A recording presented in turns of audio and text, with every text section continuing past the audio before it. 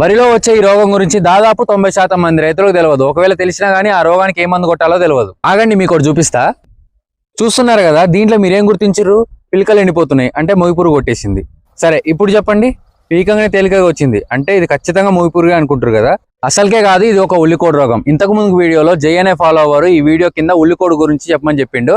అయితే నాకు తర్వాత రోజు ఒక రైతు పొలంలో ఈ ఉల్లికోడు అనేది కనిపించింది. మళ్ళీ ఆ రోజే నాకు 4 రైతులు ఫోన్ చేసి వాట్సాప్ లో ఈ రోగం ఫోటోలు పెట్టిర్రు. ఖచ్చితంగా ఈ ఉల్లికోడు గురించి వీడియో చేయాలని చేస్తున్నా. ఈ వీడియోలో మీ పొలంలో ఎప్పుడు ఉల్లిగొట్టాలు వచ్చినా గానీ ఎవరిని అడగకుండా నేరుగా వెళ్లి మందు తెచ్చుకునేలా ఎవరు చెప్పని విషయాలు చెప్తా. ఈ వీడియోని సేవ్ చేసుకుని 10 మంది రైతులకు షేర్ చేయండి. దీంతో పాటు ఈ రోగం ఎప్పుడు వస్తుంది, ఎట్లా వస్తుంది అనేది చాలా స్పష్టంగా చెప్తా. నమస్తే రైతన్న. ప్రస్తుతం మన పొలాల్లో ఎక్కువగా వచ్చే సమస్యలు ఆకుచుట్టు పురుగు, మొగి పురుగు, అగ్గి తెగులు అని చెప్తాం కదా. ఇప్పటి నుంచి ఉల్లికోడు అని కూడా చెప్పాల్సి వస్తుందేమో.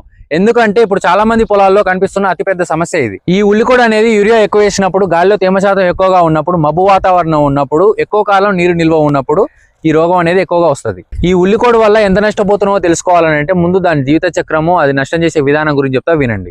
ఈ ఉల్లికోడు పురుగు అనేది ఎరుపు రంగులో ఉండి దోమ కన్నా కొంచెం సైజు పెద్దగా ఉంటుంది. ఇది ఆకు తొడిమే భాగంలో గుడ్లు పెడుతుంది. పొదిగిన పిల్ల పురుగులు కాండం లోపలికి వెళ్లి అంకురం దగ్గర తింటూ నష్టం చేస్తాయి. దీనివల్ల పిలకలు సరిగా వృద్ధి చెందగా ఉల్లి గొట్టాలాగా మారతాయి. దీన్నే సిల్వర్ షూట్ అంటారు. వారం రోజులు అట్లనే తినుకుంటా ప్యూపా దశలోకి మారి 5 రోజుల తర్వాత తల్లి పురుగుగా మారి చేను మొత్తం తిరిగి గుడ్లు పెట్టి నష్టం చేయడం మొదలు పెడుతుంది. ఈ పురుగు జీవిత కాలం 20 రోజులు ఉన్నా కూడా ఒక్క పురుగు 3 కన్నా ఎక్కువ తరాలకు జన్మనిస్తుంది.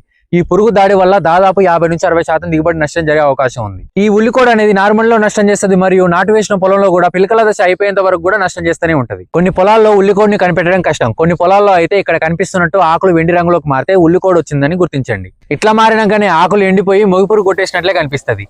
పీకేదానికి అర్థం కాదు అవి ఉల్లి కొట్టాలని దాడి చేసింది ఉల్లికోడు పురుగు అని.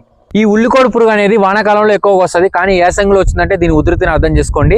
ఒక్కటి మాత్రం గుర్తుపెట్టుకోండి, మీ పొలంలో గనక ఉల్లికోడు పురుగు వచ్చిందంటే ప్రతిసారి వస్తూనే ఉంటది.